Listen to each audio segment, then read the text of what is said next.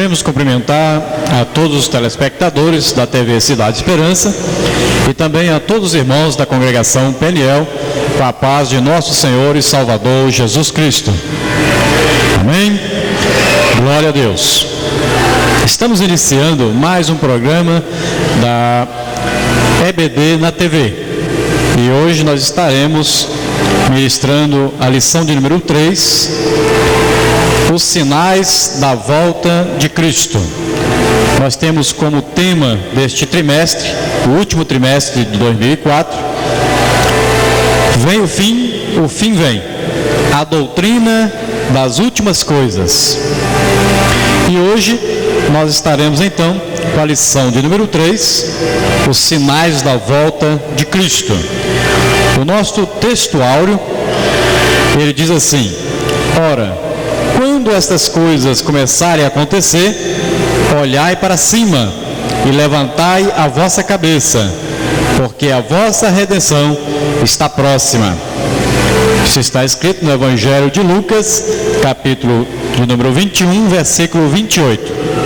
E a verdade prática diz assim: multiplicados os sinais estão, no Oriente se vê o alvor, breve os crentes subirão, quem dera hoje vir.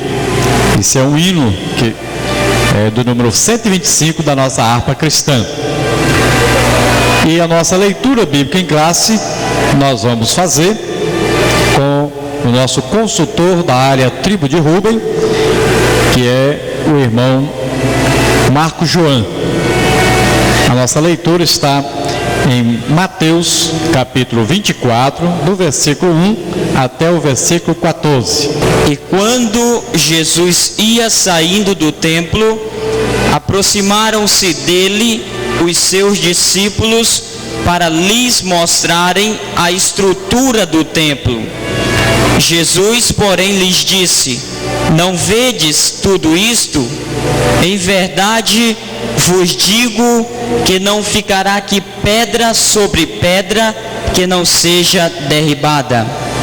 E estando assentado no Monte das Oliveiras, chegaram-se a ele os seus discípulos, em particular, dizendo: dize-nos quando serão essas coisas e que sinal haverá da tua vinda e do fim do mundo?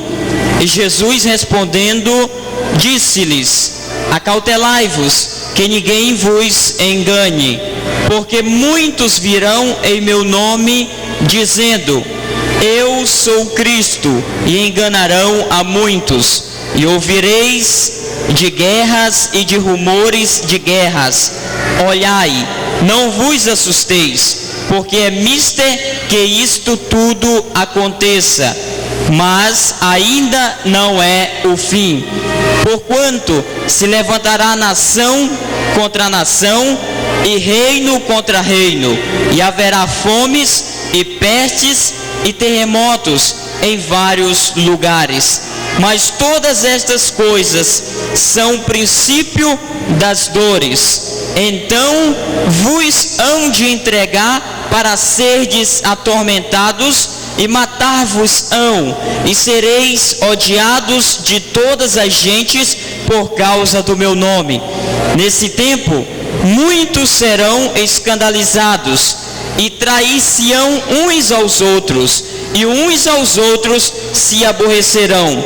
E surgirão muitos falsos profetas, e enganarão a muitos. E por se multiplicar a iniquidade, o amor de muitos se esfriará, mas aquele que perseverar até ao fim será salvo. E este evangelho do reino será pregado em todo o mundo, em testemunho a todas as gentes, e então virá o fim. Nós temos a oportunidade de estarmos hoje na congregação Peniel para transmitirmos este programa EBD na TV.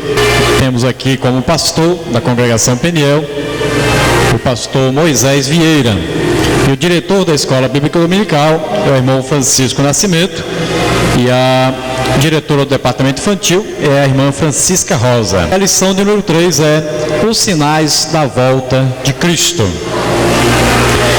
E nós vamos ver que os discípulos fizeram uma pergunta, que na verdade é uma pergunta que dividida em 3. E a pergunta que fizeram está aí registrada no Evangelho de Mateus, e no capítulo 24, nós vamos ver que eles perguntaram as seguintes coisas para Jesus.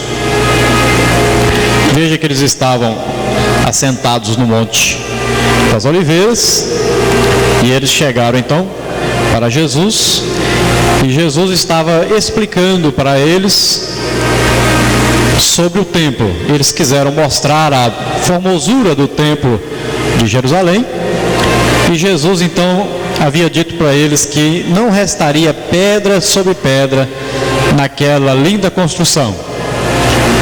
E eles então fizeram a Jesus 3 perguntas, aqui incluídas na mesma pergunta, tem 3 perguntas. E eles disseram assim: dize-nos quando serão estas coisas. A primeira pergunta que eles fizeram: quando vai acontecer essas coisas que o Senhor está dizendo para nós? A segunda pergunta é: que sinal haverá da tua vinda? Então, a segunda pergunta: que sinal haverá da tua vinda? E a terceira pergunta é: que sinal haverá do fim do mundo? Então são 3 perguntas, e que Jesus passa então a responder para eles.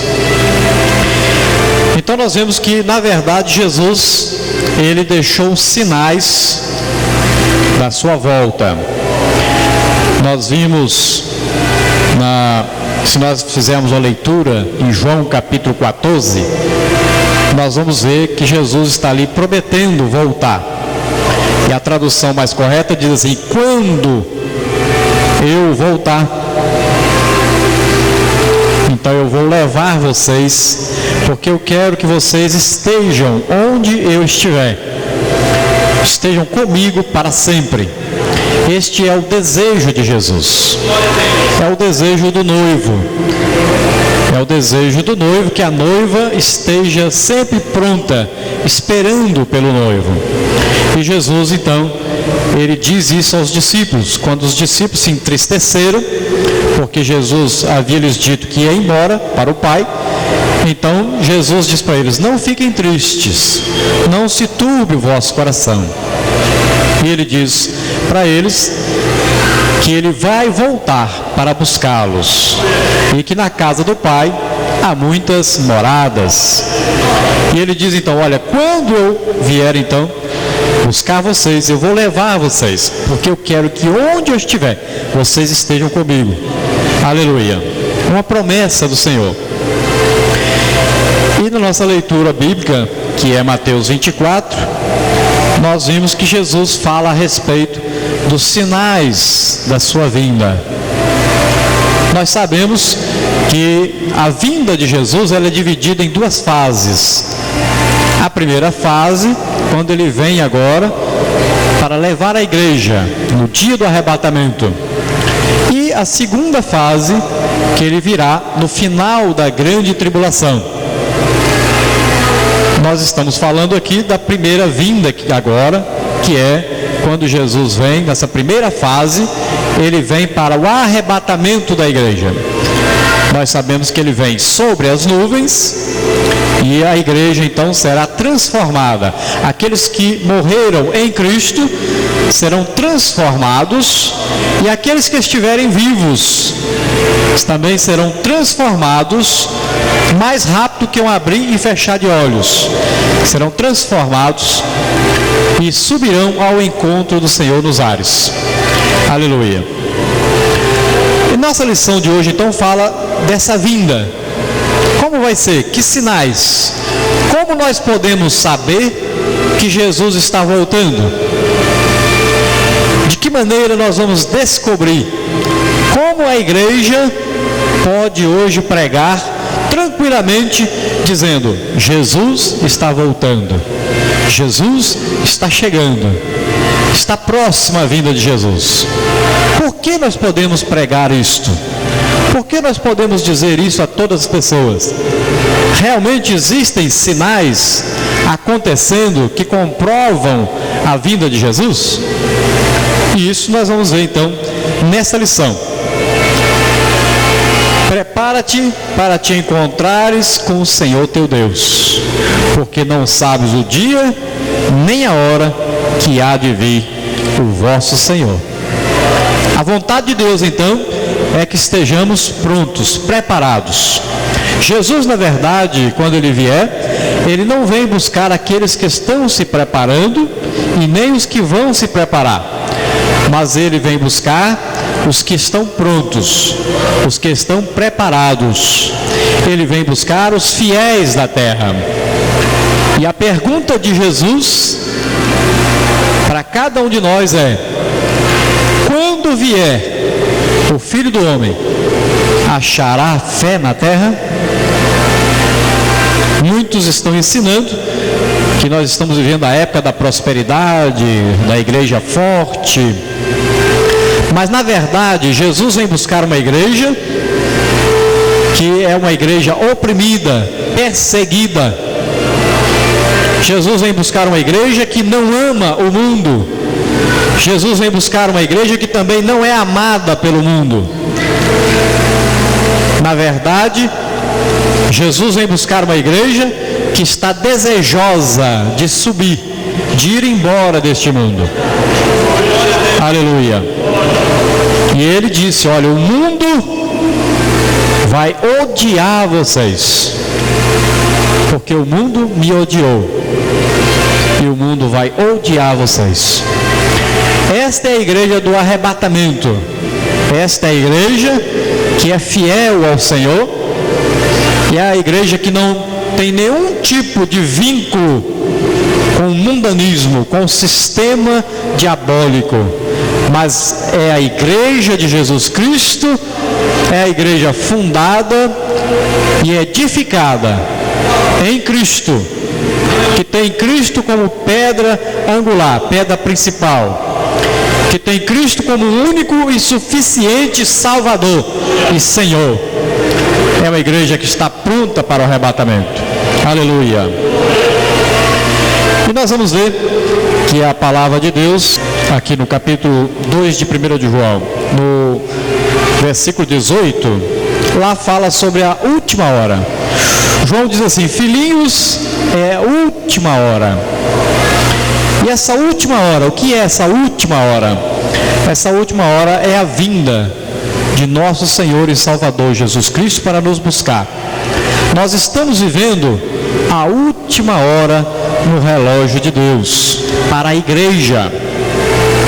Nós estamos vivendo os últimos momentos da igreja aqui na terra, e devemos então estar alertas, prontos para esse glorioso dia em que nós subiremos a encontrar com o Senhor. Aleluia.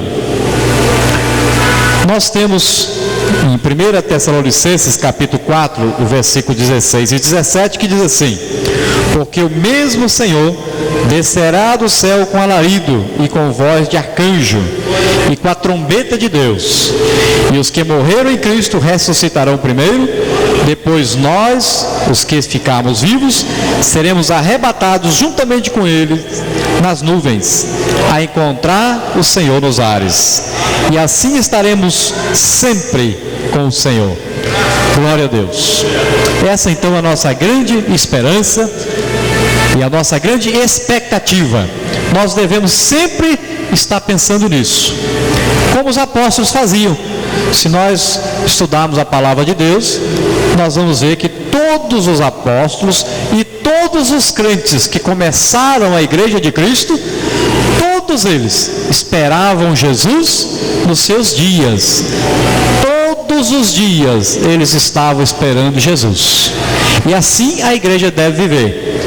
Todo o tempo, todos os dias, todos os momentos, a igreja preparada, pronta, desejosa de se encontrar com seu Senhor, de estar para sempre com o seu Senhor. Aleluia.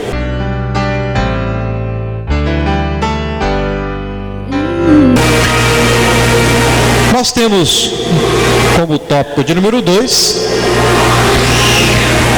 que os sinais da volta de Cristo referentes a Israel.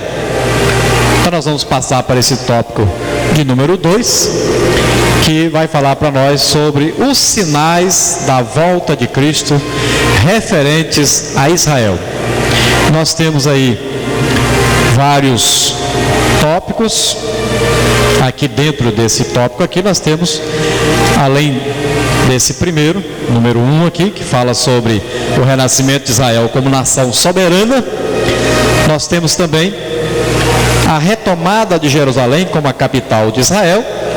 Temos aqui também no número 3, a reconstrução do Santo Templo. Temos cada detalhe dessas lições que nós vamos ver agora. E nós vamos então estudar detalhadamente cada um desses pontos. Então, nosso tópico de número 2, ele vem trazendo o assunto: os sinais da volta de Cristo referentes a Israel. Então nós vamos ver quais são os sinais da volta de Cristo, agora olhando para Israel. Por que agora nós vamos dividir aqui entre Israel, vamos dividir entre gentios e entre igreja? Esses são os 3 povos que a Bíblia cita. Então existe divisão aí na Bíblia entre os povos que existem no mundo. Então existem aqui os israelitas, o povo de Israel, os descendentes de Abraão.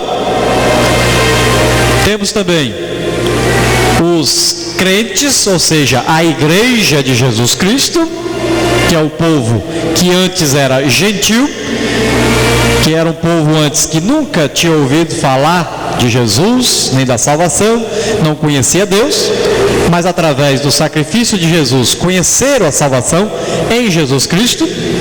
E temos também um outro tipo de povo, que é o povo gentil. Esse povo gentil são todos aqueles provenientes, então, desde aquela revolta, daquela divisão dos povos entre as nações, lá de Babel. Então todos esses são os gentios, que não são nem israelitas e nem são a igreja. Então são os gentios. Então nós vamos estudar aqui os sinais, aqui o renascimento de Israel como nação soberana. Vamos começar com os sinais da volta de Cristo referentes a Israel. Primeiro então, o renascimento de Israel como nação soberana. Nós sabemos que Israel foi disperso e foram expulsos da sua nação e foram para todos os países fugindo de Israel. E eles então, a partir da criação da primeira colônia judia em 1882, ali nas proximidades de Jaffa, marcou então o início da imigração dos judeus para a região, novamente a região de Israel. Eles começaram, então em 1882, começaram a voltar. Depois de expulsos, houve um movimento chamado sionista, e eles começaram então a voltar para Israel, a partir de 1882. Então, como nós vemos isso? Será que tem isso escrito na Bíblia? Nós vimos isso lá em Deuteronômio, capítulo 30, versículo 3, que diz assim: então o Senhor teu Deus te fará voltar do teu cativeiro, e se apiedará de ti, e tornará a juntar-te dentre todas as nações entre as quais te espalhou o Senhor teu Deus. Em 1923, quase 20 séculos depois da diáspora, da dispersão dos judeus, então, milhares de famílias judaicas começaram a retornar à região, que após o domínio turco se tornara protetorado inglês, desde 1922. Aqui nós vemos a profecia de Deus em Ezequiel, capítulo 37, versículo 21, falando sobre isso, que diz assim: eis que eu tornarei os filhos de Israel de entre as nações, para onde eles foram, e os congregarei de todas as partes, e os levarei à sua terra. Glória a Deus. Então o retorno dos judeus à sua terra começou precariamente no século passado, em consequências dos horrorosos então acontecimentos, massacres praticados livremente contra os judeus. Nós vamos ver principalmente na Rússia e principalmente através de Hitler, através das guerras que tiveram. Nós vimos que o povo judeu sofreu terrivelmente.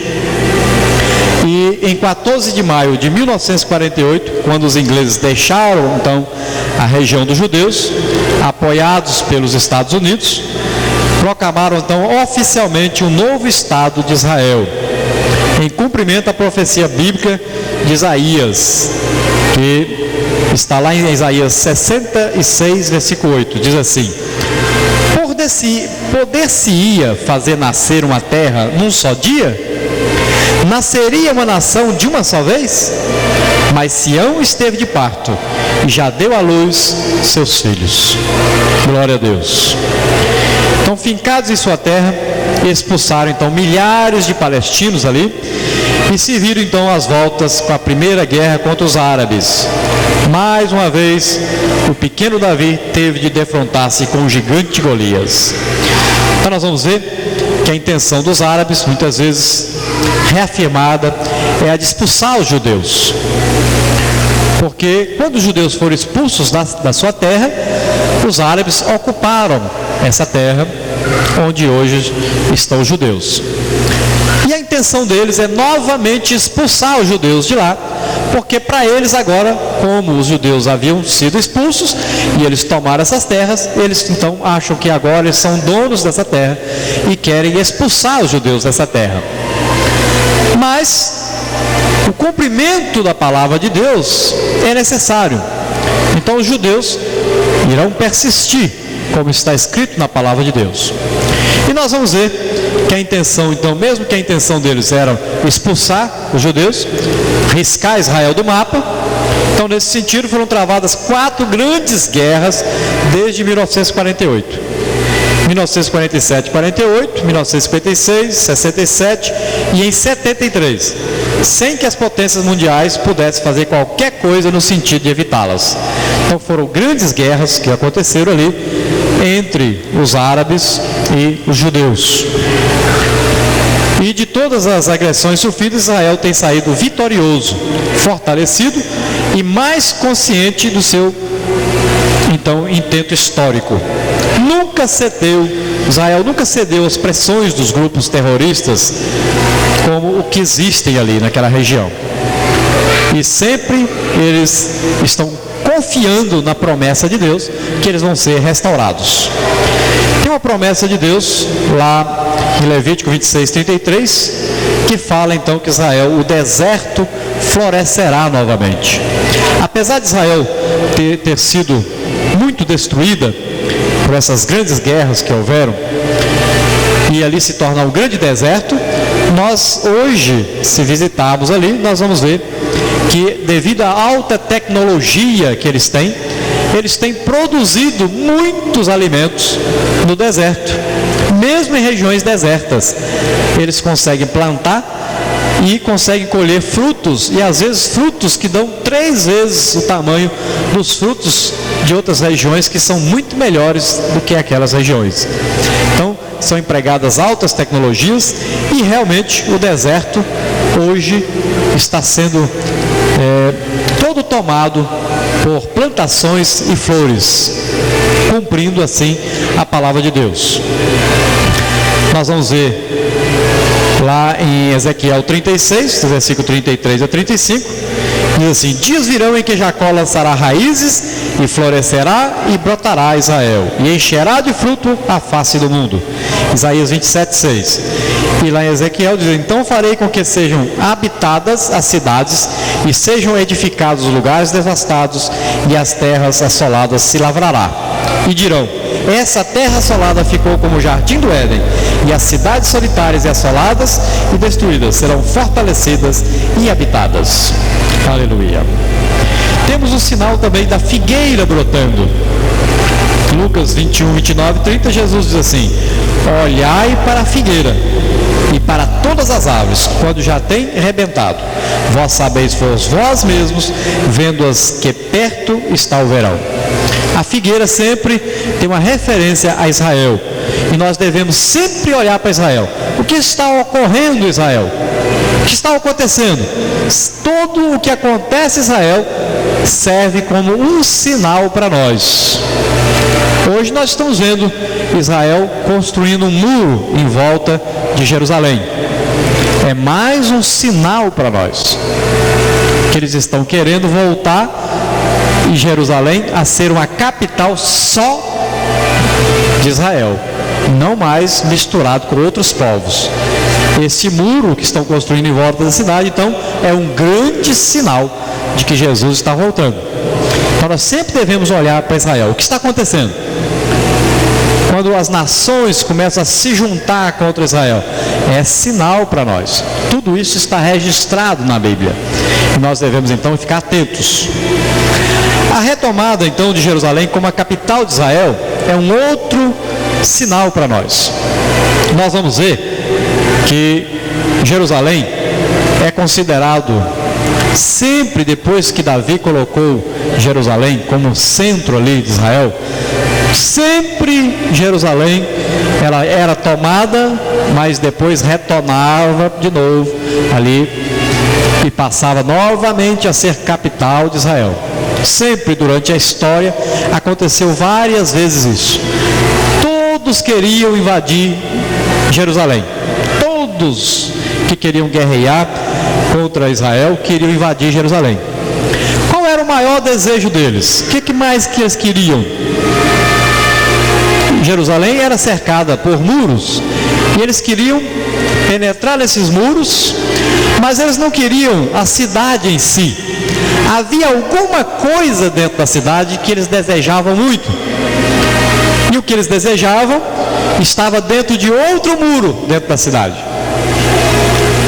que se chamava o templo. Mas não era apenas o templo que eles queriam, mas eles queriam alguma coisa que estava dentro do templo. E dentro daquele templo existia então uma arca, e uma arca que representava o próprio Deus. E todos os inimigos de Israel sabiam que se eles conseguissem pegar aquela arca, eles estariam então conseguindo derrotar os judeus, porque para os judeus aquela arca representava o próprio Deus, e aquele templo era o maior orgulho que eles tinham, e era por isso então que todos queriam invadir a cidade de Jerusalém, e todos tinham como objetivo o templo, e dentro do templo o objetivo era a arca. E naquele templo eles queriam também as riquezas que haviam naquele templo, principalmente o ouro que havia em abundância. Então nós vamos ver que este é um grande sinal, Jerusalém como capital. E Jerusalém novamente é capital de Israel, embora hoje esteja dividida entre árabes, entre também os gentios e entre os judeus, como cumprimento da palavra de Deus. Porque foi profetizado que Jerusalém seria pisada pelos gentios, e ela continua sendo pisada pelos gentios. Tanto é que o seu presidente tentou entrar numa área restrita de árabes, e estamos aí em guerra. Há quanto tempo estão em guerra por causa disso? Só porque ele tentou entrar numa área que não era permitida ao judeu, provando que os gentios continuam pisando a cidade santa, como está registrado na profecia. Como nós vimos estudando o livro de Daniel, que está destinado 70 semanas para o povo de Deus. Só que Deus parou na semana 69. Falta uma semana para se cumprir a palavra de Deus para o povo de Israel. E nessa semana, Deus abriu um espaço. Parou o tempo, e abriu espaço para nós, os gentios.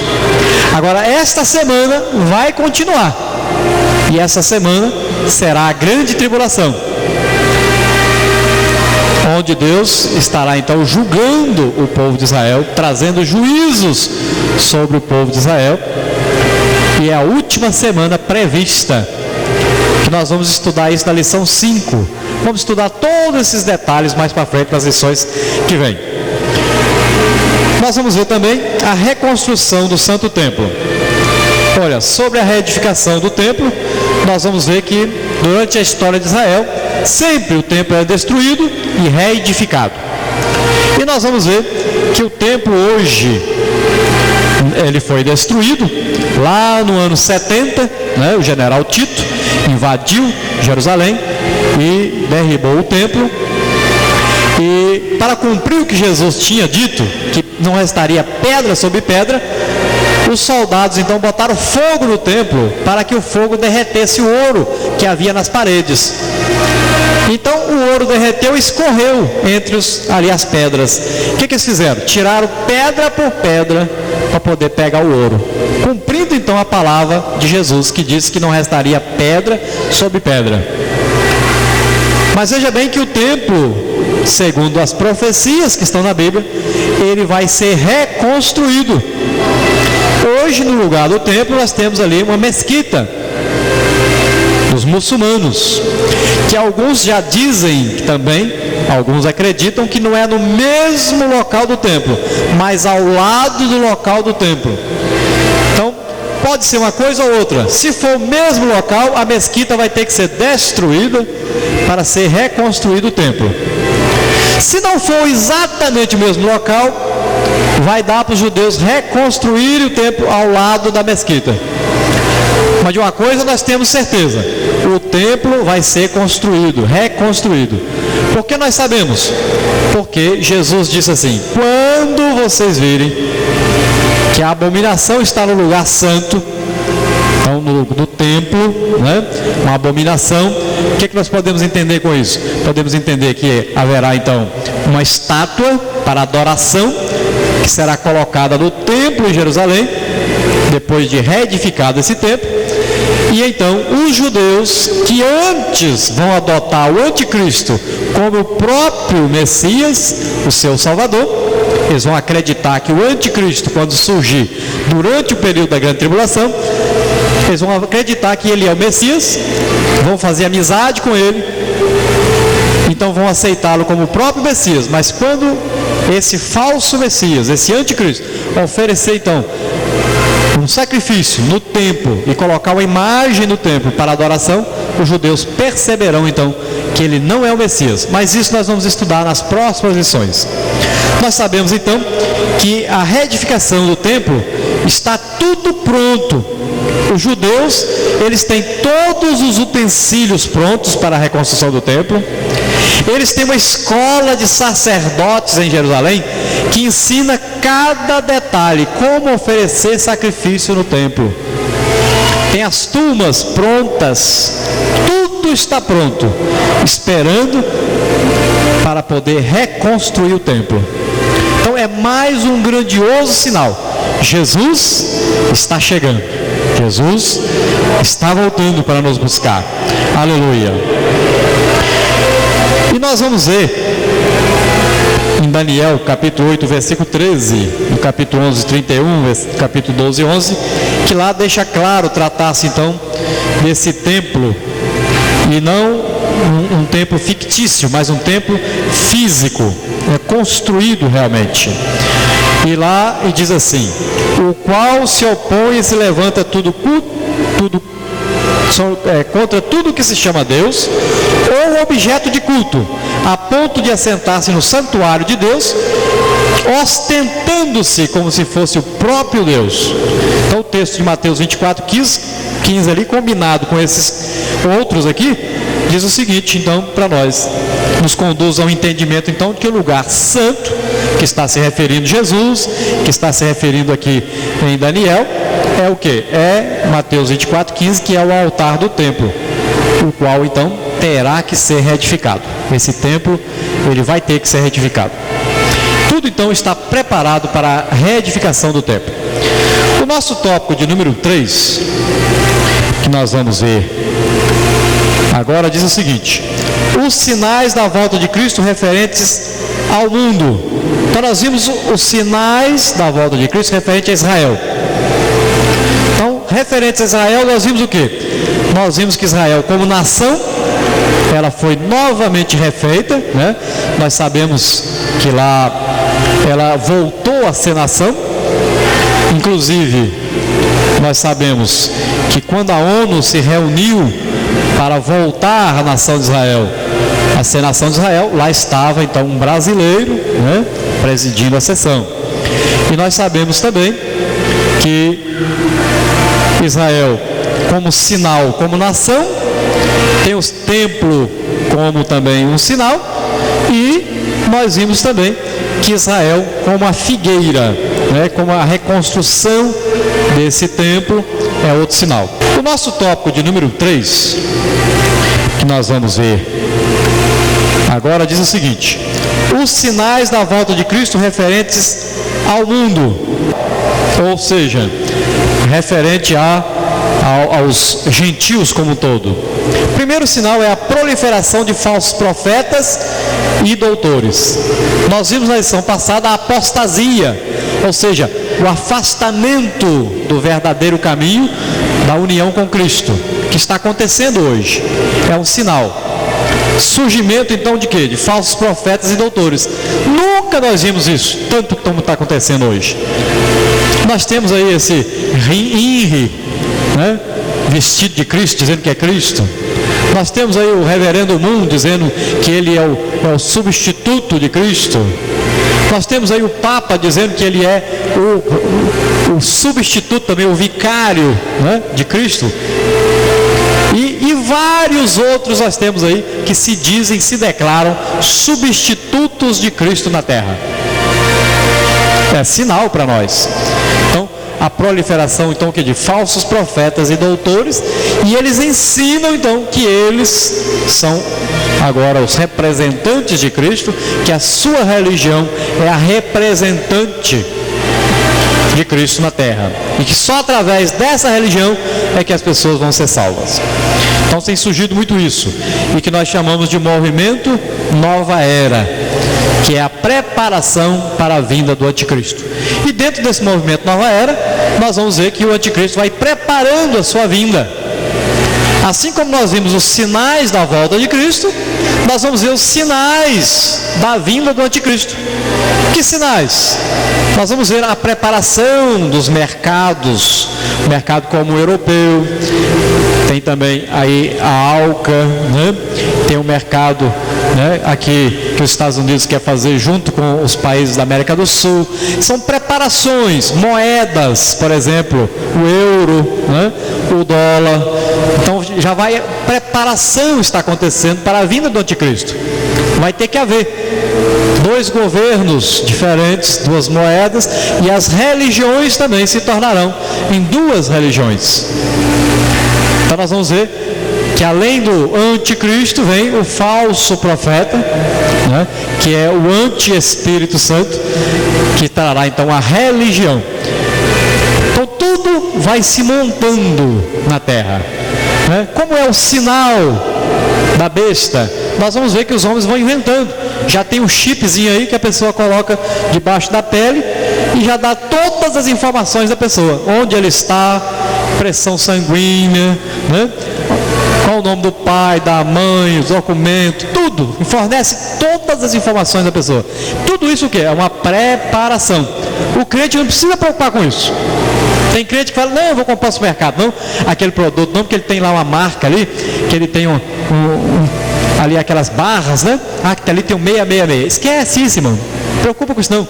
Crente não vai passar pela grande tribulação, crente está livre disso, tá? O anticristo não vai obrigar você a fazer nada porque você comprou um produto no supermercado, nada disso. Não se preocupe, crente vai ser arrebatado, vai para o céu. Quem ficar por aí é que vai ser dominado pelo anticristo. Nós não, nós estaremos para sempre com o Senhor. Não precisa ficar preocupado. Tem crente que tão preocupado com essas coisas, né? Não fique preocupado. não é para nós, ele não domina nós. Olha, não se preocupe, pois a Bíblia diz que tem um que impede ele de agir. Ele não domina, é o Espírito Santo que está na igreja. Aleluia. E ele não é nem besta de tentar dominar. Por quê? Porque o Espírito Santo é Deus, todo o poder está com ele e o diabo não pode vencê-lo. Então ele nem se atreve a fazer nada. Mas quando a igreja for arrebatada, o Espírito Santo vai levar a noiva ao encontro do noivo. Aí o anticristo terá poder na terra. Aí quem ficar vai passar pelo governo do anticristo. Então nós não estaremos aqui nessa época. Então nós vamos ver que a proliferação desses falsos profetas e doutores é um grande sinal e está cada vez aumentando mais. Mais e mais pessoas dizendo: eu sou o Cristo, olha, eu sou o representante de Cristo, nós estamos numa nova era de Aquário, que não sei o que, a época de Cristo passou. Outros dizem que Jesus não fez o sacrifício perfeito, que tem que fulano de tal é que vai fazer, e não sei o que. Cada um inventa uma coisa, e nós estamos vivendo nessa época. Depois, guerras e conturbações internacionais. Então nós temos vários sinais aqui dentro desse assunto. Guerras, quantas guerras nós estamos vendo, quantos rumores de guerras, né? Começou lá com as grandes guerras, Primeira e Segunda Grande Guerra, e de lá para cá, vem só se multiplicando. Muitas e muitas guerras. Principalmente Israel contra os árabes, né? Sem falar nas outras tantas guerras que nós vimos na Iugoslávia, na África, né? Em tantos países. E Israel nunca esteve tão envolvido em guerra, todo tempo em guerra, saindo de uma e entrando em outra, saindo de uma e entrando em outra, guerras o tempo todo. E conturbações internacionais, isso fala das nações perturbadas. Nós sabemos que os Estados Unidos gastam o dinheiro que era para alimentar todos os pobres do mundo, eles gastam todo ano só em armamentos, principalmente armamentos que eles falam para a guerra nas estrelas, que eles dizem, que são armamentos que ficam no espaço, todo o tempo esperando ser atacados, e as nações vão gastando milhões e milhões e milhões em armamentos, ao invés de se preocuparem com o povo que está passando tanta dificuldade. Nós vamos ver também outra coisa, outro sinal: recrudescimento da perseguição contra os discípulos de Cristo. Quantos cristãos, na época da Inquisição, quantos cristãos foram mortos? Então os cristãos eram literalmente mortos. Hoje ainda acontece na Indonésia, né? No Irã, países árabes, né? Muçulmanos, né? Que têm matado muitos e muitos crentes que vão pregar o evangelho em seus países. Mas isso ainda é pouco. Hoje os cristãos, eles sofrem muito mais com a perseguição, que é aquela perseguição calada. Os crentes vão sendo desacreditados, vão sendo mal falados. As pessoas vão perseguindo sem que ninguém perceba claramente. E os crentes vão sendo, não tem quem os defenda, e vai ficando cada dia pior. Vão sendo perseguidos, maltratados, mal falados, até que os crentes sejam considerados o povo pior da terra. Aí sim, está na hora de Jesus voltar. E nós estamos vivendo nessa época em que as pessoas tratam os crentes como se eles fossem animais, como se eles fossem um povo sem nenhum tipo de inteligência. E em vários países os crentes são perseguidos e mortos. Em vários países os crentes não têm direito a ter nenhuma propriedade no seu nome. Em vários países os crentes não podem nem construir uma casa de oração, uma congregação, como é o caso da China, né? Irã, Iraque. Quanta perseguição nesses países os crentes estão sofrendo. E é um sinal da vinda de Cristo. Depois, o aumento dos escândalos na igreja de Cristo. Nós estamos vendo quantos pregadores famosos, quantos líderes famosos que têm escandalizado a tantos. Quantos homens famosos, mulheres famosas, pregadoras, usados por Deus, têm caído principalmente na arma que Satanás sempre derrubou os servos de Deus, que é na parte da prostituição. Quando não derruba na parte da prostituição, derruba na parte financeira. É uma coisa tremenda. Quantos têm caído? Quantos têm se corrompido? Quantos escândalos nós temos visto? Quantas pessoas têm até deixado de aceitar Jesus por causa desses escândalos? E quantos têm deixado a igreja por causa desses escândalos? Depois nós vamos ver a multiplicação da iniquidade. Cada dia mais multiplicando. Carnaval, antes era um dia, depois 2 dias, 3 dias, 4 dias, 5 dias, carnaval é uma semana, depois ainda repete de novo, e vai, cada dia mais, vai aumentando. O povo quer viver na orgia do pecado, e cada vez o homem inventa mais tipo de pecado, mais maneiras de pecar, e ensinam cada dia mais. Nós vamos ver que há 20, 30 anos atrás a televisão ainda tinha aí uma censura. Hoje, em plena tarde, você vê filme pornográfico o dia inteiro, nas novelas, para todo lado passando pornografia, ensinando. É uma escola de satanismo. Filmes, desenhos animados ensinando os filhos a serem desobedientes aos pais, a matarem. Filmes e mais filmes, jogos ensinando que quanto mais sangue, mais ponto ganha. Quanto mais atropelar pessoas, mais ponto ganha. Quanto mais matar pessoas, mais ponto ganha. E é os tempos que nós estamos vivendo. A multiplicação da iniquidade, que já está escrito lá, que Jesus escreveu que no tempo de Noé, o povo vivia só, casava-se e dava casamento, vivia em festa, de festa em festa, e na prostituição. E o povo cada dia piora mais nessas coisas. Nós vamos ver o alcoolismo invadindo as famílias. Quantas famílias destruídas por causa do alcoolismo? Se alguém falar assim, olha, tomar um copo de leite gelado faz mal para a saúde, os bêbados param de beber cachaça, vai tudo para o bar beber leite. Porque o povo quer é fazer o que é errado. E ainda sai contando para todo mundo. Passei a noite tomando cerveja.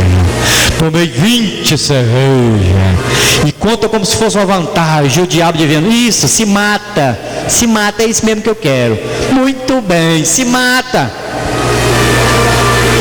Filhos desobedientes aos pais. Filhos matando os pais, batendo nos pais. Uma criança de 10 anos, a criança está falando em sexo, falando em matar, em jogar. Fomes, pestes e terremotos. É o que está acontecendo. Os países ricos, cada dia se tornam mais ricos. E além disso, eles colocam seus produtos bem baratinho no mercado, para que os países pobres que plantam alguma coisa não possam mais vender os seus produtos para outros países. E aí esses países param de plantar e começam a importar. E aí cada vez ficam mais pobres, mais pobres, mais pobres. Cada vez compram mais produtos de fora. E os países ricos vão ficando ricos e os pobres cada vez mais pobres. Existem milhões e milhões de pessoas passando fome no mundo, enquanto se gastam trilhões de dólares fabricando armas. É coisa tremenda. Se você for na África, você vai ver quantas pessoas estão morrendo de fome, quantas pessoas estão morrendo de AIDS. É coisa tremenda. Milhares e milhares e milhares e milhares morrendo todos os dias de fome, de doenças. E os terremotos cada vez se multiplicando, cada vez se multiplica mais. Terremoto atrás de terremoto, cada dia mais nós vamos ver acontecendo. Nós temos como exemplo de terremotos, olha aqui, eu coloquei aqui no século XV, se soube de notícia de 15, no século XV, 174 terremotos. Todos os terremotos durante o século, 100 anos, século XV, foram 174 terremotos ali que foram falados. Aí no século XVI, teve 253. No século XVII, 378. No século XVIII, 640. No século XIX, 2.119.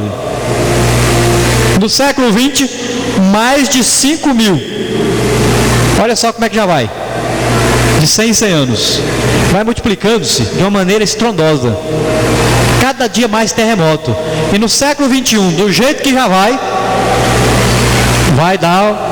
bater todos os recordes anteriores. Uma coisa tremenda. Só nessa década que nós estamos vivendo, a quantidade de terremoto que teve. E é todo dia você tem notícia. Terremoto em tal lugar, terremoto em tal lugar. Tufões, maremotos, coisas tremendas. Tudo, cada barulhinho desse é dizendo: Jesus está voltando. Aleluia. Cada coisinha dessa é Jesus dizendo: eu estou chegando.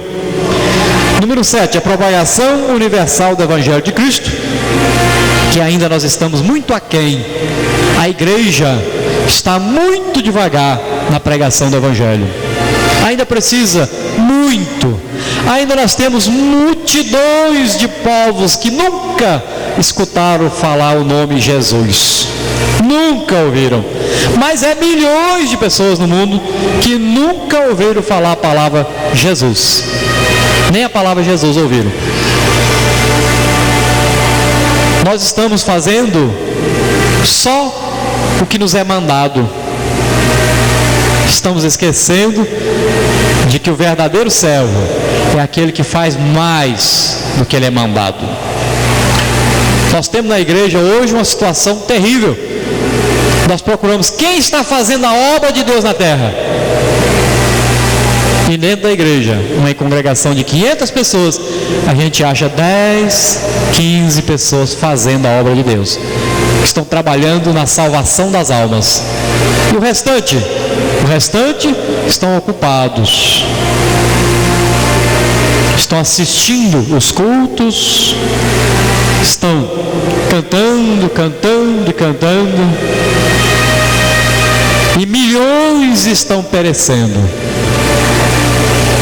Como diz na palavra de Deus, multidões no vale da decisão. E não tem ninguém para segurar na mão e puxar para Jesus, trazer, vem para Jesus, para falar de Jesus.